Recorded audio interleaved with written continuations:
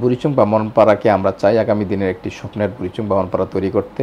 রাস্তাঘাট তো না, এটা জাদুঘরে রাখার মতো অবস্থা হয়ে গেছে। সেটাকে আসলে আদৌ সম্ভব আবাসিকভাবে গ্যাস দেওয়া, বা সেটাকে আপনি পারবেন মনে হয় যে আপনি যদি নির্বাচিত হন? এই তরুণ সমাজটা হলো আমার একটা বড় স্বপ্ন, যে তাদেরকে আমরা কিভাবে আরো এগিয়ে যেতে পারি। হচ্ছে যুব সমাজ নষ্ট হওয়ার পিছনে একটা মাদক একটা বড় সমস্যা। যুব সমাজ নষ্ট করার জন্য টাকা সরাসরি এটা ছিল না, এটা কয়েক বছর ধরে আমরা চাই আগামী দিনে একটি স্বপ্নের নগরী আমরা তৈরি করব। আপনি কুমিল্লা ৫ আসন থেকে জাতীয় সংসদ ত্রয়োদশ জাতীয় সংসদ নির্বাচনের একজন প্রার্থী, বাংলাদেশ জামায়াতে ইসলাম মনোনীত। আসলে এই জনপদটি আসলে কুমিল্লার মধ্যে একটি অবহেলিত জনপদ। আসলে মোটা দাগে আসলে কি পরিবর্তন আনবেন কুমিল্লা ৫-এ? জি, ধন্যবাদ। আসলে আমাদের বুড়িচং বা ব্রাহ্মণপাড়া দুইটাই একটা আমরা মনে করি যে কুমিল্লার ভিতরে অবহেলিত। বিশেষ করে আমাদের রাস্তাঘাটে একটা বিশাল বেহাল দশা, যেটা আমাদের এলাকার লোকজন বলে যে এটা কি রাস্তাঘাট তো না, এটা জাদুঘরে রাখার মতো অবস্থা হয়ে গেছে। মানে নরমালভাবে চলাফেরা করতে পারে না। পতিত সরকারের শেষ সময়টা তো আসলে সেই এলাকার সংস্কার বা 17 বছরে আমাদের এখানে কোনো কাজ হয়নি রাস্তাঘাটে, এটা বিশাল একটা দুর্ভোগ আমরা ফিল করছি। এবং অলরেডি আমরা চেষ্টা করতেছি যে আমাদের মন্ত্রণালয় সহ বিভিন্ন জায়গায় যোগাযোগ করে আমাদের এলাকার রাস্তাঘাটটাকে কীভাবে ডেভেলপমেন্ট করা যায়। এটা একটা বিশাল আমাদের আমাদের পিছানোর মূল কারণ হচ্ছে একটা রাস্তাঘাট, একটা বড় পিছানোর রাস্তা। দ্বিতীয়ত হচ্ছে আমাদের পাশেই আমাদের গ্যাসের খনি আছে, বাট আমাদের এলাকায় গ্যাস নাই। এইটা আমাদের জন্য একটা বিশাল ধরনের নেগেটিভ সাইড। আসলে আমি একটু কথা যদি আপনাকে যুক্ত করি এই গ্যাসের জায়গাটাতে, আসলে 2008 সালের যে 15 নভেম্বর যে নির্বাচন, এই নির্বাচনের সময় আওয়ামী লীগের যে তৎকালীন প্রার্থী ছিলেন ওই আসনে, তিনি বলেছেন যে ওই এলাকার মানুষকে আসলে যারাই নবম জাতীয় সংসদ, দশম জাতীয় সংসদ, একাদশ এবং একাদশ জাতীয় সংসদের যে উপনির্বাচন প্রত্যেকবার প্রতিশ্রুতি দিয়েছেন কুমিল্লা ৫ 253 জাতীয় সংসদের আসনের যারা আছে ওই এলাকার মানুষকে আসলে গ্যাস দিবেন। সেই কথাটা আপনিও টানছেন, এই কারণে আপনাকে মাঝপথে আমি থামালাম যে আসলে সেটাকে আসলে আদৌ সম্ভব আবাসিকভাবে গ্যাস দেওয়া, বা সেটাকে আপনি পারবেন মনে হয় যে আপনি যদি নির্বাচিত হন? আসলে অসম্ভব বলতে কিছু নেই, যেহেতু গ্যাস পাশাপাশি আছে। আমরা যদি আন্তরিকতার চেষ্টা করি, আসলে 100% বলা তো কঠিন, কারণ এটা জাতীয় ইস্যু, এটা এর সাথে রিলেটেড। তবে চেষ্টা করলে অসম্ভব আমার কাছে মনে হয় না যে এটা একটা হ্যাঁ, এটা ম্যান্ডেট থাকবে, এটা গ্যাস একটা ইস্যু। এরপর আমি আর কয়েকটা ইস্যু বলি। এটা হচ্ছে যে আমাদের আরেকটা দুঃখ হলো যে গুমতির রেলটা প্রায় দেখবেন যে ভেঙে যায়, এবং এর কারণে প্রতি বছর অনেক ক্ষতিগ্রস্ত হয়েছে। এটার কারণে এটা আমাদের কুমিল্লার দুঃখ বলা হয়। তো আমরা চেষ্টা করবো ইনশাল্লাহ এটাকে কিভাবে এমনভাবে বাঁধের ব্যবস্থাটা করা যেন চাইলেই যে না ভাঙতে পারে, বা এটাকে আরেকটু কিভাবে সংস্কার করা যায়, এটা একটা আমাদের জন্য বড় চ্যালেঞ্জ। তারপরে চ্যালেঞ্জ হচ্ছে আমাদের তরুণ সমাজ, যাদেরকে আসলে নৈতিক শিক্ষা এবং উচ্চশিক্ষা গড়ে তোলা। কারণ একটি সমাজ এবং জাতি উন্নত করতে হলে শিক্ষার কোনো বিকল্প নেই, আর শিক্ষাটা হইতে হবে নৈতিক এবং আদর্শিক শিক্ষা। তো আমরা চাই দেশটাকে, আমাদের এলাকাটাকে সামনে দিয়ে এগিয়ে নিতে। এখানে আমরা চাই সেখানে দলমত নির্বিশেষে সবাইকে নিয়ে আমরা তরুণরা যদি গড়ে ওঠে, তারা যদি আগামী দিনের দেশের বিভিন্ন জায়গায় পড়াশোনা করে, বিভিন্ন বড় বড় জায়গায় ইনস্টিটিউট থেকে পড়াশোনা করে আসে, অটোমেটিকলি আমাদের সমাজ কিন্তু উন্নয়ন হয়ে যাবে। এই তরুণ সমাজটা হলো আমার একটা বড় স্বপ্ন, যে তাদেরকে আমরা কিভাবে আরও এগিয়ে যেতে পারি।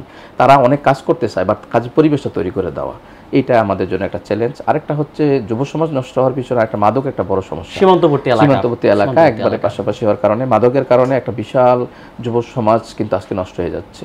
তো আমরা তো দেখি যে প্রায় পৃথিবী এবং বাংলাদেশে প্রায় 4.5 কোটির মতো যুবক আছে, সেই তুলনাতে প্রায় 30% মতো যুবক। তো সেক্ষেত্রে আমাদের এখানে প্রায় আপনার প্রায় 80-90 বা 1 লাখের কাছাকাছি যুবক রয়েছে, দুইটা উপজেলা মিলিয়ে। তো এই যুবকরা যদি আমরা একটু গড়ে তুলতে পারি, তারা যদি মাদক থেকে তাদেরকে রক্ষা করতে পারি, তারা যদি তাদের মানসিকভাবে তারা বিকাশ হইতে পারে, মেধা বিকাশ যদি তারা করতে পারেন, তাইলে অটোমেটিকলি আমার মনে হয় শক্তিশালী হবে। আরেকটা প্রবলেম যেটা আমাদের রাস্তাঘাটের ভিতরে একটা, যেমন আমাদের শাসনকাছা থেকে যদি মাধবপুর পর্যন্ত রাস্তাটা 4 লেনে করা যায়, বড় একটা রাস্তা, সেক্ষেত্রে দেখা যাচ্ছে অটোমেটিকলি ইন্ডাস্ট্রি গড়ে উঠবে। আমাদের যুব সমাজটা একটা বড় কর্মসংস্থান, একটা বড় সংকট। আমাদের দেশ, আমাদের এলাকার অনেক স্টুডেন্টরা আছেন বা শিক্ষার্থী, তারা শিক্ষা শেষ করার পর তাদের প্রত্যাশা অনুযায়ী তার চাকরি পাচ্ছে না। তো এই কর্মসংস্থানের একটা জায়গা আসলে আমাদের এলাকা খুবই জরুরি।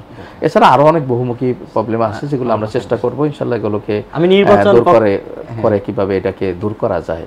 নির্বাচন প্রক্রিয়া নিয়ে একটা কথা বলবো। আসলে এলাকার মধ্যে একটা জনশ্রুতি আছে যে জামায়াতে ইসলামী ক্যাডার ভিত্তিক দল, তারা জনসম্পৃক্ত না। আসলে আপনি ত্রয়োদশ নির্বাচনে 300 আসনে জামায়াতে ইসলামী প্রার্থী দিবে, আপনিও একজন অন্যতম প্রার্থী, তাদের প্রথম 100 জনের মধ্যে আমরা ধরতে পারি একজন ছাত্রজীবী। আসলে কুমিল্লা 5-এ জনসম্পৃক্ততার জন্য, আসলে মানুষের কাছে যাওয়ার জন্য ক্যাডার ভিত্তিক রাজনৈতিক দল থেকে আসলে জনতার রাজনৈতিক দল হিসেবে, জনতার প্রার্থী হিসেবে আসলে তাদের কাছে পৌঁছানোর আসলে কোন মাধ্যমটা বা কোন প্রক্রিয়াটা আপনি অবলম্বন করবেন? আপনি ভালো বলছেন যে আসলে মানুষের সেবা করতে হলে মানুষের সাথে মেশার কোনো বিকল্প নেই। এই ক্ষেত্রে আমরা যেটা ফিল করি যে আসলে যেমন এই বছর আমরা যেটা আমাদের এলাকায় শুরু করছি যে খেলাধুলার একটা বড় আয়োজন, যে এটার মাধ্যমে আছে যুবকরা আসলে একটা মানে সঠিক একটা বিনোদনের জায়গা পাচ্ছে। এখানে অনেক যুবকরা এখানে উপস্থিত থাকতে পারছে এবং তারা একটা বিনোদন মনে করতেছেন। এইটার কারণে মাদক অন্য অপসংস্কৃতিকে যুবকরা রক্ষা করার সুযোগ হচ্ছে খেলাধুলার মাধ্যমে। তো এতে করে সব যুবকদের, সাধারণ পিপলদের সাথে একটা মিশার সুযোগ হচ্ছে। এখানে দলমত সবাই খেলা অংশগ্রহণ করেন। এরপর হচ্ছে আরও কি সামাজিক কর্মকাণ্ড, যেমন আমরা ফুড প্যাকেট বিতরণ, রমজান মাস আসছে, বন্যার্তদের জন্য বন্যার্তদের সহযোগিতা, তারপরে সামাজিক কর্মকাণ্ডগুলো আমরা চেষ্টা করতেছি তাদের সাথে সবাইকে সাথে নিয়ে এখানে আমার কর্মকাণ্ড করানো। তারপরে আমাদের বুড়িচং বা আমার একটা উন্নয়ন সংস্থা আছে, সেটার ব্যানারও আমরা চেষ্টা করতেছি যে সবাইকে নিয়ে আমরা কিছু যতটুকু আমার সামর্থ্য আছে সবাইকে সম্পৃক্ত করে কাজ করার চেষ্টা করা হচ্ছে। আলহামদুলিল্লাহ আমরা সাড়া পাচ্ছি এবং যুবকরাও আলহামদুলিল্লাহ নতুনকে দেখছেন এবং তারা নতুনকে ফিল করেন যে তরুণ এবং নতুন কিছু আমাদের এখানে তৈরি হোক, সেটা যুবকরা তার স্বপ্ন দেখেন আমার মনে হচ্ছে। নতুন কিছু প্রত্যাশা আমরা করি। আরও একটা প্রশ্ন থেকে যায়, আসলে দ্বাদশ নির্বাচনে কুমিল্লা 5-এ সবাই জনশ্রুতি আছে, মানে অনেকেই বলে থাকেন এবং নেটিজেনরাও বলেন যে আসলে টাকার নির্বাচন হয়, টাকা হলে কুমিল্লা 5-এ যে কেউ এমপি হতে পারে। এটা দ্বাদশ নির্বাচনে অনেকটা প্রমাণ হয়ে গেছে। সেই জায়গাটাতে আসলে আপনি কিভাবে মোকাবেলা করবেন বা আপনিও কি একই পথে হাঁটবেন কিনা? না, আপনার প্রশ্নটা একটা কঠিন প্রশ্ন, কারণ গত 17 বছরের যে ইলেকশনগুলো, এগুলো তো আসলে দিনের ভোট দিনই হয় নাই, ভোট হয়ে গেছে রাতে। তো মানুষ আসলে তার কাঙ্ক্ষিত লেভেল থেকে ভোট দিতে পারে নাই। যাদেরকে অনুপ্রাণিত করে মনোনীত প্রার্থীও কিন্তু পাস করতে পারে নাই, মানে সেই বিষয়টাও কিন্তু আছে, পারে নাই। এরপর হচ্ছে না, মানে এটা উনি অসুস্থ ছিলেন, আমাদের এটা ব্যতিক্রম, যিনি হাসিম খান, উনি অসুস্থ থাকায় মূলত উনি কাজটা মানে ফিল্ডে কাজ করতে পারেন নাই। তো এখানে এই যে বিষয়টা যে আমাদের দেশে যেটা আমার বিশেষ করে যেমন আমাদের এখানে অনেকেই মানে বিভিন্ন আসনে জয়ী হয়েছেন, এর আগে আপনারা দেখছেন বিভিন্ন দল থেকে হয়েছেন, সেখানে কিন্তু এত বেশি নেগেটিভলি আমাদের যুব সমাজ নষ্ট করার জন্য টাকা সরাসরি এটা ছিল না। এটা কত কয়েক বছর ধরে আলোচনা হচ্ছে যে যুব সমাজকে আসলে নষ্ট করে ফেলছে, তারা অল্প পড়াশোনা বাদ দিয়ে তারা রাজনীতিতে ইনভলভ হয়ে গেছে অথবা বিভিন্ন পলিটিক্যাল পার্টির সাথে সম্পৃক্ত হয়ে যাচ্ছে। তো সেক্ষেত্রে তারা কিন্তু অঙ্কুরেই নষ্ট হয়ে যাচ্ছে যুব সমাজটা। তো আমার কাছে যেটা মনে হয় নতুন এই বছরে মানুষের দৃষ্টিভঙ্গিটা একটু ভিন্ন। সেই ভিন্নতার কারণে তারা চায় এখন যে নতুন কিছু, তারা সব কিছু দেখছে, তারা অনেক দলকে দেখার সুযোগ হয়েছে, তারা চায় যে নতুন কিছু দেখার। তো সেই ক্ষেত্রে তারা, আমার কাছে মনে হয় এই বছর তারা নতুন কিছু ভাববেন এবং যখন একটা সুষ্ঠু নিরপেক্ষ একটা বিশ্বাসযোগ্য একটা নির্বাচন হবে, জনগণ উৎসবমুখে যখন ভোট দিবেন, তখন এই যেটা আপনি বলছেন এটা নেগেটিভ প্রভাবটা এত বেশি ফেলতে পারবেন না এই বছরের ক্ষেত্রে আমার মনে হচ্ছে। জি জি জি, আমরা চাই যে এটাকে একটু পরিবর্তন করতে, যে মানুষ যে যোগ্য যে সে যেন নির্বাচিত হয় এবং যে মানুষ যেন তার স্বাধীনভাবে সে ভোট দিতে পারেন এবং ইয়ংরা যেন তার স্বপ্ন পূরণ করতে পারেন, সেই পরিবেশটা যেন থাকে। সেটাই আমরা সরকারকে আহ্বান জানাচ্ছি যে এইটা যেন পরিবেশটা তৈরি হয়। এই জন্য প্রয়োজনীয় সংস্কার করা দরকার সরকারের, এবং আমাদের এই সংস্কারটা যদি সুন্দরভাবে করা যায় এবং মানুষের আস্থায় যেন আসতে পারে যে না, একটি সুষ্ঠু নিরপেক্ষ এবং নির্ভরযোগ্য একটি ইলেকশন যেন দিতে পারে, সেটা জনগণও চায়, আমরাও এটা চাই। আমি আরেকটি প্রশ্নে আসতেছি, আসলে কুমিল্লা 5-এর জনগণের উদ্দেশ্যে আসলে আমাদের অনুষ্ঠান থেকে আপনার কিছু বার্তা আছে কিনা? অনুষ্ঠানের মাধ্যমে যদি কুমিল্লা 5-এর দর্শকদের কিছু বার্তা দিতেন। জি, ধন্যবাদ। আমি আমার আসন যারা বুড়িচং বামনপাড়ার বাসীকে, যারা দেশে এবং দেশের বাইরে যারা আছেন, আমি সবাইকে অন্তরস্থল থেকে শুভেচ্ছা অভিনন্দন জানাচ্ছি এবং মাহে রমজানের শুভেচ্ছা জানাচ্ছি। আপনারা সবাই নিরাপদে থাকবেন, সুস্থ থাকবেন, সেটা আমার প্রত্যাশা। আমি যে বিষয়টা বলবো, 1 নম্বর বিষয় যেটা হচ্ছে আমাদের এই বুড়িচং বামনপাড়াকে আমরা চাই আগামী দিনের একটি স্বপ্নের বুড়িচং বামনপাড়া তৈরি করতে, এবং বুড়িচং বামনপাড়াকে চাই আমরা আগামী দিনে একটি বাংলাদেশের জন্য একটি মডেল উপজেলায় আমরা পরিণত করতে। সেক্ষেত্রে আমরা এখনও অবহেলিত, আমাদের 2টা উপজেলা, সেটা আমাদের এখনও পৌরসভা হয় নাই।